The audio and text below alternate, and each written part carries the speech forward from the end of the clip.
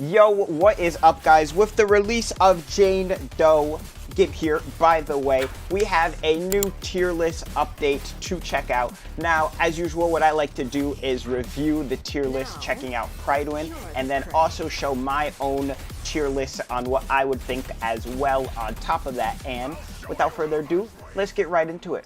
Yo, what is up? So, like I said, we have a brand new tier list review here with Pridewin. Now, they have not updated 4-star characters for C6, so I'm going to discuss that as well. So make sure to stay tuned for the rest of the video here. But I will address what they currently have available and then go into my own tier list, like I said. So, as we know, Jane Doe just came out. She is our first and only rate-up anomaly character of the physical. She's able to make assaults crit. She is insane, doing a lot of damage, able to dish out tons of stuff, and she can just do a lot of things a lot of characters can't do. She doesn't really need a stunner. It can help in certain scenarios, but she's just a character. She's on field. She's just constantly dishing out damage. It's kind of insane how crazy she is. Now, we also have Seth. He is our newest 4-star. Seth, I feel like, while he is very good with Jane, he's in a weird place because Jane actually, she is able to stay on field and like continue her damage so hard that it's like Seth is like he wants to be on the team for the anomaly proficiency buff and everything, but like he's almost like it's hard to fit him in sometimes when you're doing damage, which is crazy to say pretty much. But he is a very solid character for sure. Probably when we can get more builds on him, maybe other people have their Seth fully built up. Me, for example, my Seth, he's pretty much just giving me the anomaly proficiency buff and the res reduction down when he's on my teams, because as you can see, level 10, I'm running him with a anomaly mastery and anomaly proficiency, so if I get any extra disorders, they're not hitting for like 2 damage. But besides that, Seth's a very solid character. Nicole finally moved up. That's really good. But let's start with pure DPS here. So pure DPS, they still haven't moved my girl soldier up. But let's talk about the changelog actually. So changelog, they said Nicole moved up and Jane Doe and Seth added to the tier list. Nicole has proven to be a force to be reckoned with in shield defense thanks to her incredible synergy with Zhu. Nicole boasts some of the strongest performances, highest play rates, and holds similar meta relevance to Sukaku. For this reason, we feel it's appropriate to pair the two in the same tier and we'll be raising her rating for now. Okay. They're also talking about people that are performing unexpectedly, either falling short or exceeding expectations or putting on a watch list. Okay, and they're talking about Nekomata. Yep. So Nekomata, let's be honest, she's obsolete. You're not playing Nekomata with Jane, and you're also not playing Nekomata if you have Jane. Let's get that out of the way. Now T0 here, we have I'm gonna go based off of just Pridewin's tier list. I'm pretty sure the way they judge characters is C0 without signature weapon. I could be wrong here. I'm pretty sure they do C0 without signature weapon. Yeah, they do C0 without signature weapon here. So, C0 without signature weapon. I've said this before in my previous lists. Soldier 11 is either in tier 0 or in tier 0.5. I'll say tier 0.5, but Soldier 11's a GOAT, so I'm just going to choose it. Is she very easy to be prone to power creep? 100%. But kind of like Jane Doe, she has a permanent uptime to her DPS. She does not need a stun like Zhu Yuan. Zhu Yuan's not doing any damage if you don't have the enemy stunned. And she doesn't need the full ice team like Ellen. Ellen, you're not running Sukaku and Lycone. Her performance definitely drops. Soldier 11, I feel like you just need her fire with Lucy, 4-star buffer, easy. You know what I'm saying? Anyways, and this is not to hate on Ellen and Zhu Yuan, by the way. I have both. I love both characters, okay? Just saying, I think Soldier 11 is overdue for a rank up, for sure. Now, other characters, they have Anton, Billy, and Corin all in the tier 2 slot here. At C0, I'm going to be honest, probably Anton and Corin move up. I don't play Billy, so I wouldn't know. But I know at C2, it gives him like a very good buff for his base kit that helps him a lot. So C0, he probably stays in tier 2, and Anton and Corin can move up. And then, yeah, Piper's pretty obsolete. She got beat out so fast, it's crazy. The fact that we got a physical assault that also crits now, and you can't even play Piper. I was thinking, you know, before we knew anything about Jane, you know, we just knew her element and everything. Oh, you know, you probably play Jane and Piper together. Nope. Jane is her own queen of assault. She does not want Piper with her. So Piper is pretty much obsolete here. Now, is Piper a bad character? No. She still has her valid in disorder teams.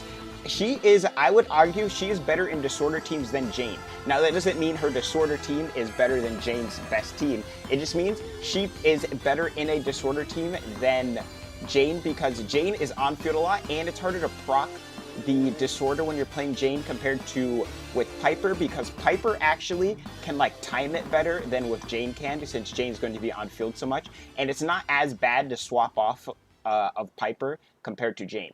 Now, also looking at Grace here, they have Grace at tier 0.5. I think it's a pretty valid. There's only so many anomaly characters in the game. I think Grace actually just got a buff with Seth. He's an electro character. He reduces the anomaly resistance. He can carry the 4-piece freedom set so that Jane, or not Jane, Grace doesn't have to carry that set. I mean, pretty solid upgrade, honestly. Pretty huge upgrade for her, especially if you get like a sub DPS Seth going or something. That could go really hard. So if anything, maybe she could go up. I haven't played Grace, so I don't know, but there's potential for Grace to move up potentially with Seth here, but I wouldn't know, because she does technically have her full premium team, if you think about it. Besides missing a 5-star, I mean, you can have Ching-Yi for stun, but yeah, besides that, you know, anomaly section looks pretty solid. Stun section, I just got C1 Kaleda recently, actually. Kaleda, I don't think she can go up, but I feel like Ching-Yi's in her own realm. I don't think Lycone is this much higher than Kaleda, I gotta be honest. Especially if we keep in mind that Zenless changes a lot based on the enemy you're fighting. I think Kaleda dazes as fast as Lycone does, and in fire teams. I think Lycone's only up here because his dedicated DPS is Ellen. If he didn't have the dedicated DPS of Ellen, and let's say it was like a standard 5-star DPS, I think he'd be in the same tier as Kaleda. But I'll say okay for this right now, you know? He does have Ellen to go with him, you know, he has the rate up character. That's fine. I just think Kaleda is definitely underrated. Especially because, like I said, based on the enemies you're fighting, Kaleda, when she has dodge counters to stun, that jump goes crazy. You're dazing the enemy mega fast. Now, Ambi here, yeah, Ambi, I don't know. There's something about Ambi, and I've seen other people too. I don't know if it's Ambi's hitbox.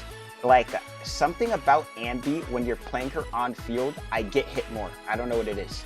Like, she has a combo that you have to execute, you know, you have to go 3 basics into her skill, you know, but something about her combat and how she moves, I get hit more when I'm playing her, like dodging, or like I'm trying to dodge mid combo. I don't know if maybe she's getting animation locked or something, I have no idea, but that's my thing with Ambi.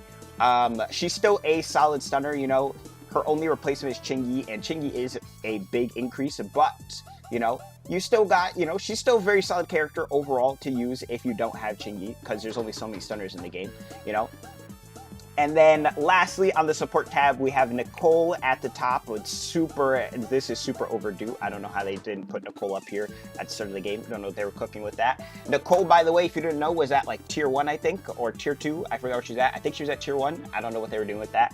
Sukaku, once again, I think this is the same case scenario as that Ellen exists, so they put Sukaku up here. Sukaku's a good character, but I think she's a little overrated, especially when they have her at C0. Seth, honestly, I'm not gonna lie, I said this on a different tier list. I was with the Gambit AJ and Loki. I don't know if you've seen that video, maybe you have, maybe you haven't.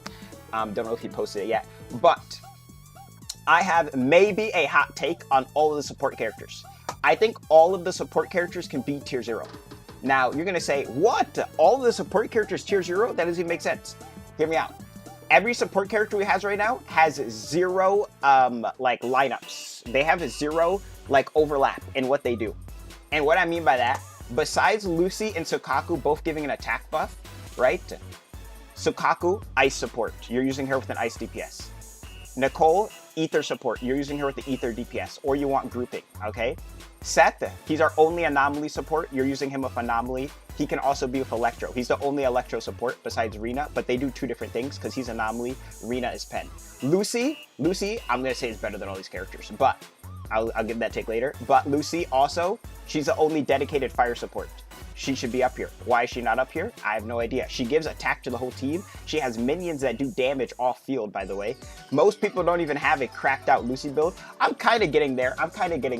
My Lucy build right now, it's 3664, but I haven't leveled up all my equipment.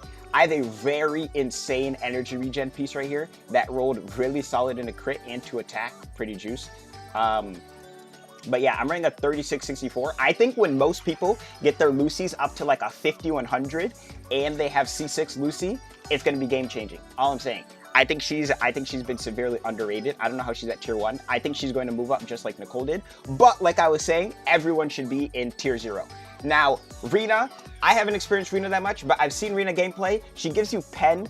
People have very different opinions on pen, but like a lot of like TC people are like, oh, pen doesn't matter that much because certain enemies in the game, like just having more attack and stuff like that is better for like multiple scenarios. But my take is Rina is still the Electro pen person. That's it. Like she's the rate up Electro pen person. She gives buffs. She doesn't have much fill time. You know, I think she can move up. I think she can be in tier 0. I think it's kind of crazy that she's tier 1. And then lastly, Ben Bigger. I think what they're going to do soon when we get more defense characters is defense is either going to be, it has no dedicated slot that it's in, or it's just going to get its own tier. Because defense characters actually fit into multiple roles. If you don't know, C6 Seth, right, can actually be an on-field DPS. This is not Cope, by the way. His C6 actually makes it so that his finishing move, which is the 4th hit of his attack string, makes it so he gets free 60 crit damage, and it's a guaranteed crit, and it is 500% of his attack. So you could have like a quick swap build with your Seth doing DPS. You could maybe pair that with like an Anton, an Ambi, Rina, you know, Chingy. There's a lot of Electro options currently in the game. You know, I personally haven't been experienced. I don't have the materials to do that, but I do want to try that out eventually. I think he could go crazy. But yeah, like I was saying, defense characters, they have multiple roles that they fit in. Ben Bigger right now, he's in a weird place because he's a pseudo stunner and he also does a lot of damage. If you don't know, Ben's signature weapon and his C6 gives him a lot of damage scalings off of his defense, right? But then he also has the shielding that gives you the crit rate, which is probably why they have him in support, you know? With his core, you get 16 free crit. That's a lot of crit for free just for having your shield up. But Ben can actually dish out a ton of damage. His signature weapon gives him a 600% scaling guaranteed critical hit every 7.5 seconds. Now, damage weapons in all of the Hoyo games usually aren't that crazy, but with Ben, this is really good because you're building defense and he has the conversion. And at C6, he even gets a, I don't even think it's at C6, I think it's at C4. No, this one makes his counter do 30% more damage. There's one more that gives him like a crazy damage. Yeah, his C2 makes it so he gets a 300% extra defense hit. So if you have that plus the weapon, you're getting like a 900% hit every 7.5 seconds, which is kind of crazy, you know? And that's a sub DPS also giving you crit and stuff. Because while you're building defense, you're also building up his shield as well. So you have shielding, so you can't get interrupted, and you have a good sub DPS. So yeah, I think 4 stars, or not 4 stars, defense characters are either going to get their own role, their own like tier list slot, or they're just going to be scattered all over the place. I don't think they should all be dedicated into support for sure. Or maybe they have like them in multiple spots. I don't know. Like Seth could be in support and be in anomaly DPS and be in pure DPS and just at different tiers. I don't know. I think they'll probably just make a defense slot, to be honest. But let's talk about C6 4 stars. I want to talk about C6 4 stars for sure. So what I'm going to do here is I'll load up a, little paint real quick. Bam. All right, we'll zoom out a little bit here. So how I would rate this tier list right now is I'd have Soldier, tier 0.5, this is C6, by the way, for the 4 stars when I'm moving these people. C6 4 stars. Anton, honestly, he can go with Soldier. Same with Corin, also can go with Soldier. I don't have enough experience with Philly, but I would have to say he has to be at least with Nekomata, right? Piper, she has Disorder with Lucy. She probably can be tier 0.5. Andy, I'm going to say she can go in tier 0.5 when she is C6. Seth, honestly, just C0, and like I said, supports. All supports should be in tier 0. Like I was saying, all support should be in tier 0. All support should be in tier 0. Except for Ben. Ben could be in 0.5 or in the new defense tab. So that is my take on the tier list right now. Now, this is very top heavy, but it's because we don't have that many characters in the game, if I have to be honest. So this is what I would gauge now. Don't forget, 4 stars are at C6. And yeah, that's about it. Let me know what you guys think. This is my updated Zenless tier list. I don't think there's anything else I want to discuss here. I think that's about it. Yeah, I think that's about it. I think that's all I wanted to review here. Let me know what you guys think, and you know, enjoy your Zenless. If you haven't wished for Jane yet, you know, you're saving up for something. Good luck for your pools, and goodbye.